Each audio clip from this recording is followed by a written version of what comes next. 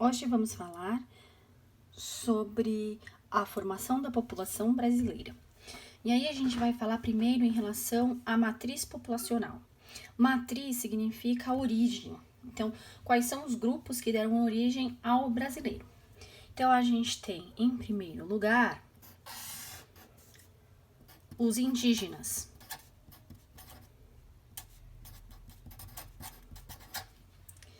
Os indígenas, a gente está falando de um grupo muito grande de diferentes tribos de índios, mas a gente vai considerar ele todos como os indígenas. Aí, em segundo lugar, a gente vai ter os portugueses. E em terceiro lugar, que vai ser trazido para o Brasil à força, os africanos. Então, aqui a gente vai ter a matriz populacional. Essa é a nossa origem, tá? Indígenas, portugueses e africanos. A gente poderia falar em relação à cor também. Então, a gente pode falar de cor. A gente vai tratar como indígena, sendo indígena, portugueses são brancos e os africanos são negros, tá? Então, essa é a nossa matriz populacional. A gente vai ter misturas em relação a eles, né? Então, os indígenas com os portugueses, os indígenas com os africanos, os portugueses com os africanos. A isso nós damos o nome de miscigenação. A miscigenação é a mistura de povos, tá? De povos e de culturas. Então, quando a gente fala dessa mistura de povos e culturas, a gente pode pensar no nosso dia a dia. Nós temos palavras que são indígenas. Pipoca é uma palavra indígena. Perereca é uma palavra indígena. Amendoim é outra palavra indígena. Nós temos também culturas, por exemplo, tomar banho todo dia. É uma cultura do brasileiro isso. Por quê? Porque é uma cultura dos índios. Os índios tomavam banho todo dia. Os portugueses não tomavam banho todos os dias, porque em Portugal nem sempre fazia calor, eles não tinham costumes de tomar banho todos os dias. Mas aqui é um país tropical com calor. Os índios tomam banho todos os dias. Então, fazer sobrancelha. Outra características comuns em relação aos indígenas, cortar o cabelo. Aí nós temos também brincos, piercings. Isso a gente pode pensar em relação aos africanos. É uma cultura das tribos africanas. Alguns ornamentos nas orelhas, no nariz. Então a gente pode pensar que também isso faz parte da nossa cultura. Faz parte da nossa cultura, por exemplo, a capoeira, que era uma luta, hoje é uma dança, mas era uma luta que quem trouxe foram os africanos. A gente pode pensar também na festa junina, que é uma característica da religião que os portugueses trouxeram para o Brasil e que aí da mistura, né, dessa miscigenação foi feita as nossas festas juninas. Nem todos os países têm festas juninas como as do Brasil. Então mas os santos, né, e da festa junina, o caráter religioso da festa junina, a gente pode pegar pelos portugueses. Então a gente tem aqui a matriz populacional.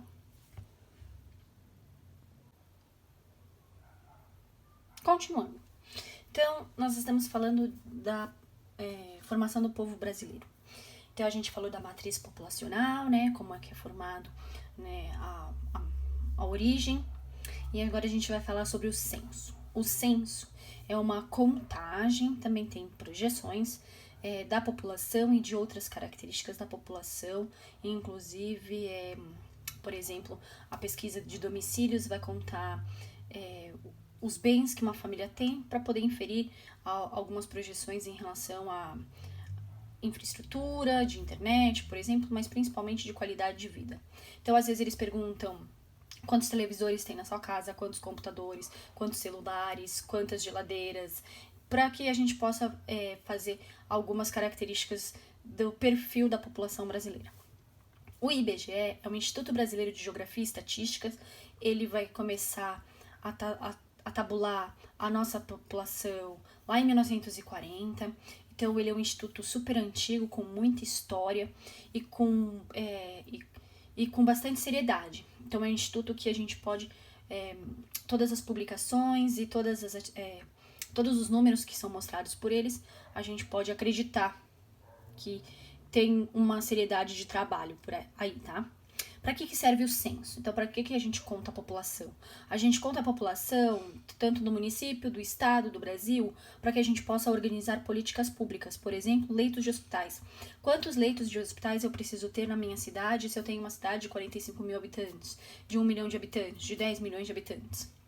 Para saber, por exemplo, creches. Então, se eu tenho grande quantidade de filhos nas casas que eu fiz a pesquisa, então eu sei que eu preciso pensar na educação infantil. Então, quantas creches que eu preciso ter em um determinado bairro?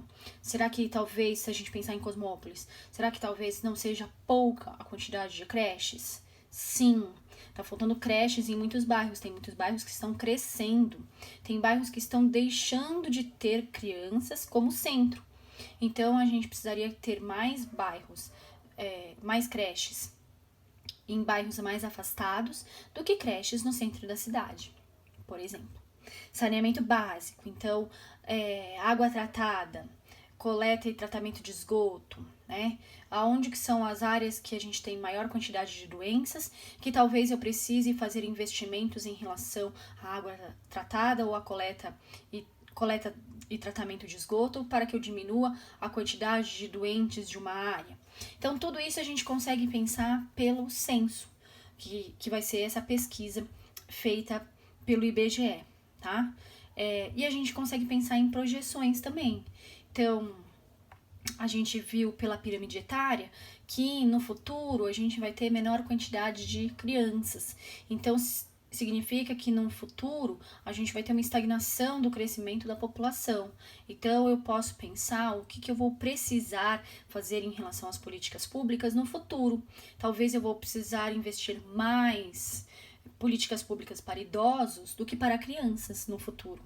Futuro, estamos falando do quê? De lá em 2060, né, da projeção, onde a gente vai ter 25% da população com mais de 65 anos e 14% da população com menos de 5 anos. Então, a gente consegue pensar que eu vou precisar mais de políticas públicas, menos creches e mais leitos de hospitais, por exemplo. Então, isso é importante em relação ao censo. E quando a gente fala do censo, é importante a gente lembrar que ele é uma autodeclaração. Então, a contagem não é feita pelo... Então, essas são as categorias que nós temos em relação ao censo. É uma autodeclaração. O que significa ser autodeclarado? Significa que não é uma contagem do que eu acho que é, mas sim o que as pessoas se sentem. Isso é muito importante para as organizações de políticas públicas afirmativas. Então, a gente tem essas características que você pode marcar no censo. Se você se considera branco, se você considera pardo, o que é pardo? A mistura do branco com o negro. Se você se considera negro, se você se considera amarelo, amarelo é chinês, coreano, japonês, tailandês, tá? Então, a gente vai ter de Taiwan, esses são considerados os orientais, os amarelos. E indígenas, então, se você se considera indígena, você também pode pensar de marcar como indígena. Então, quando a gente pensa assim, mas eu não sei, eu sou uma mistura, porque meu pai é branco e minha mãe é negra. Então, você pode se considerar o quê?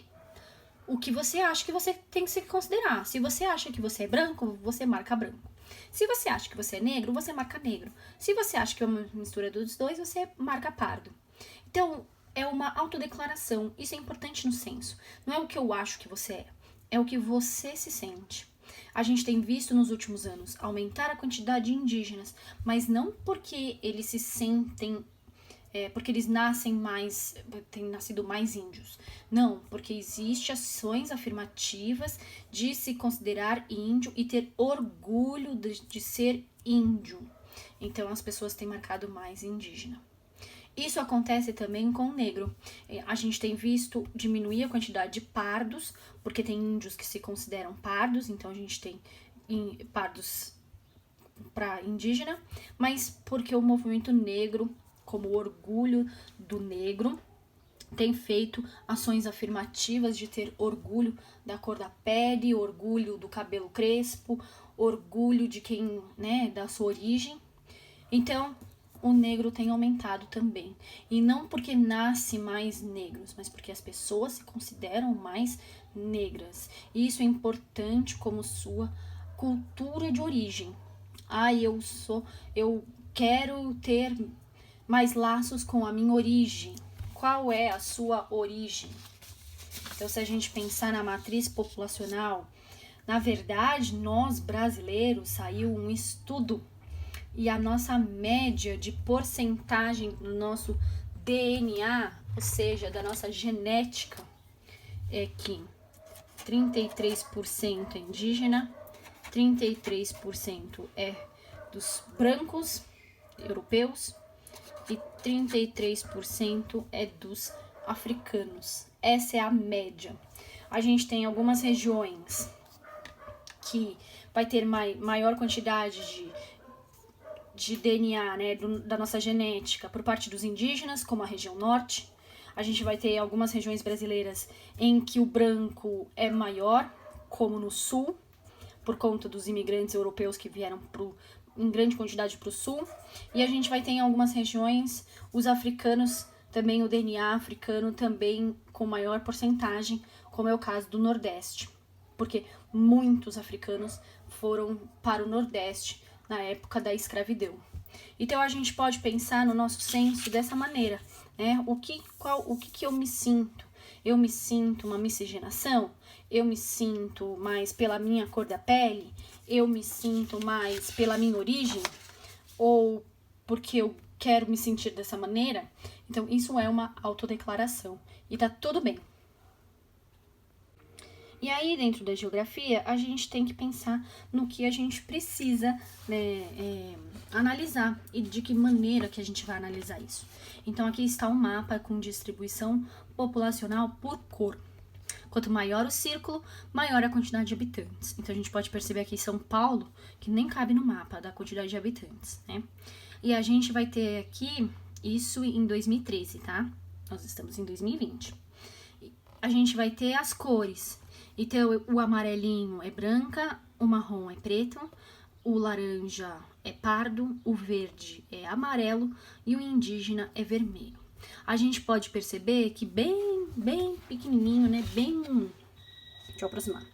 Que bem pequenininho a gente tem verde em São Paulo. Por quê? Porque a gente tem uma grande quantidade de orientais em São Paulo, né? A gente pode perceber no Amazonas aqui que tem uma pequena porcentagem de indígenas, né? A gente pode perceber que a maior parte do Brasil se declara branco, e depois pardo, e depois preto. Então, quando a gente pensa, por exemplo, no Pará aqui, ninguém se considera indígena, mas nós temos grandes quantidades de índios. Ah, e tá errado isso aqui? É porque as pessoas se declaram pardo. Então, a maior porcentagem aqui é do pardo. Isso acontece em relação ao Rio de Janeiro também, por exemplo. Então, no Rio de Janeiro, a gente tem que mais da metade da população, um pouquinho menos, na verdade, um pouquinho menos da metade da população se considera branco, e depois pardo, e depois negro. E não tem nenhum indígena no Rio de Janeiro? Não, tem, mas eles não se autodeclaram como indígenas. Isso vale para todos os outros estados.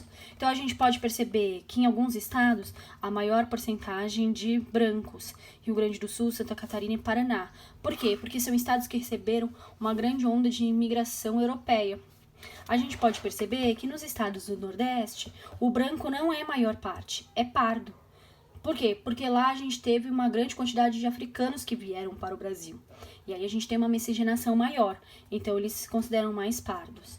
A gente pode perceber que no estado de São Paulo, a gente também vai ter isso, mais se consideram brancos depois os pardos, né, pela miscigenação, e aí aparecem os orientais como algo importante, porque é um polo que vieram para o estado de São Paulo e não só para a cidade de São Paulo.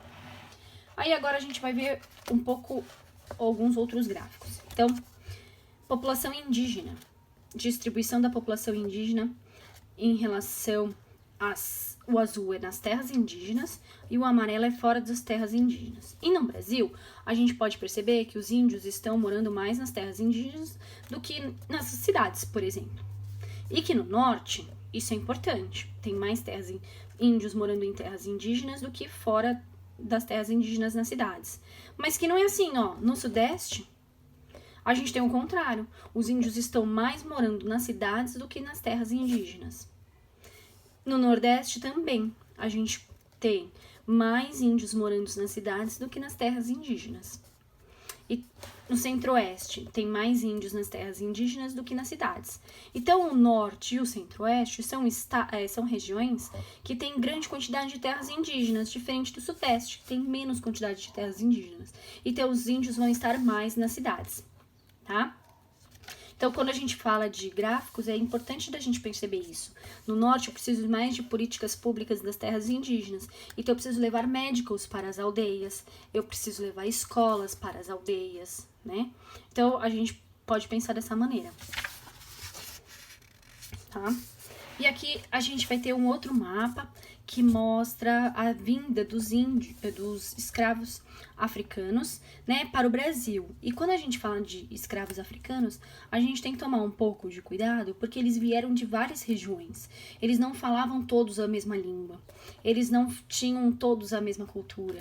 Então, quando a gente fala de africanos, nós estamos colocando todo mundo num grupo só, mas na verdade eles são de etnias diferentes.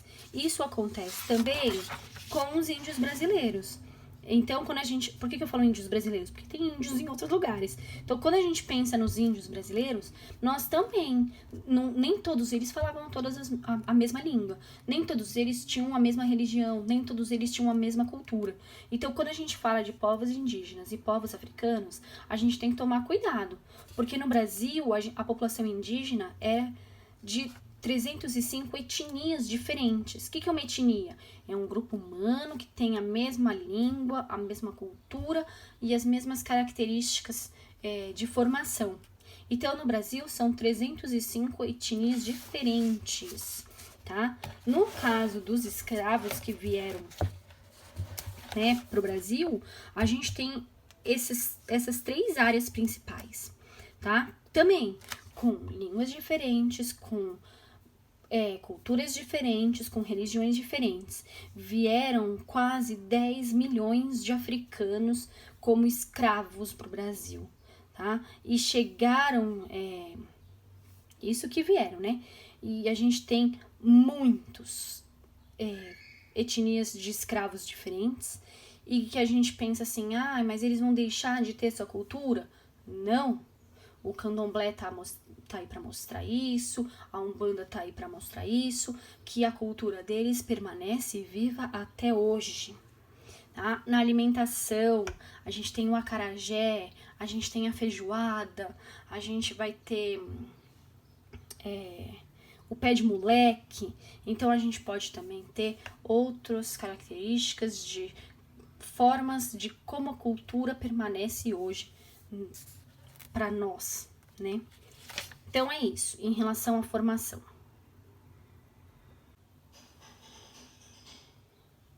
Para concluir, então, quando a gente fala em relação à população brasileira, a gente pode perceber as cores do Brasil. Então, a população brasileira formou-se como uma miscigenação de 3 grandes grupos étnicos: os europeus, que são os brancos, o indígena, que vai aparecer como indígena, e o negro africano, que aqui vai aparecer como negros. O encontro dessas 3 etnias não foi harmonioso e deu origem ao povo brasileiro. A miscigenação gerou os pardos, os mestiços de brancos e negros, os caboclos, os mestiços de brancos com indígenas, e os cafusos, mestiços de negros e indígenas. Gerou também um forte sincretismo cultural, uma miscigenação, que se expressa na culinária, com destaque para o consumo da mandioca e do milho difundido pelos indígenas, na música, como o samba, de forte influência negra, e nos rituais religiosos, como o candomblé afro-brasileiro ou a umbanda. A partir do século XIX, com o fenômeno das novas leis de imigração, a essa mistura original vai se juntar os árabes, os japoneses, que são os amarelos, e outros grupos que incrementou a sociedade brasileira do ponto de vista étnico e cultural. A miscigenação brasileira, além de proporcionar pluralismo cultural, deu origem a elementos culturais exclusivos do nosso país. O nosso idioma, que vem dos portugueses, mas que se mistura com expressões indígenas e que se mistura com expressões também africanas. Então tanto é que se a gente olhar para nossa fisionomia, a gente pode e a gente não consegue colocar ela numa etnia só, diferente, por exemplo, dos japoneses, diferente, por exemplo, dos coreanos ou dos chineses, em que tem uma etnia bem específica. Nós não, nós somos uma mistura. Tem gente de cabelo crespo, tem gente de cabelo liso, tem gente de cabelo loiro, tem gente de cabelo ruivo, tem gente de cabelo castanho, tem gente de cabelo preto. Nós temos variedades em relação aos olhos, olhos castanhos, olhos azuis, olhos esverdeados. Nós temos tons de peles diferentes, não tem um tom de pele específico. Nós temos diferentes tons de pele de branco, nós temos diferentes tons de pele indígena, nós temos diferentes tons de pele negro, nós temos diferentes tons de pele pardos e amarelos. Então, quando a gente fala do Brasil, a gente está falando de uma mistura de povos. E na cultura é a mesma coisa. Então, a gente tem coisas que a gente acha que é brasileiro e, na verdade, não é. De alimentos, de religiões, de modos de se vestir, de modos de se maquiar, de modos de tatuagem, de modos de falar, de sotaques diferentes. Tudo isso faz quem é o Brasil. Então, a atividade que vocês vão fazer é isso, né? Quem que é esse Brasil que a gente fala? Então, se a gente pensar na cidade de Cosmópolis, né? Quem que é o brasileiro que mora em Cosmópolis? Da onde ele veio? Qual a sua origem? Então, a gente vai fazer atividades sobre isso.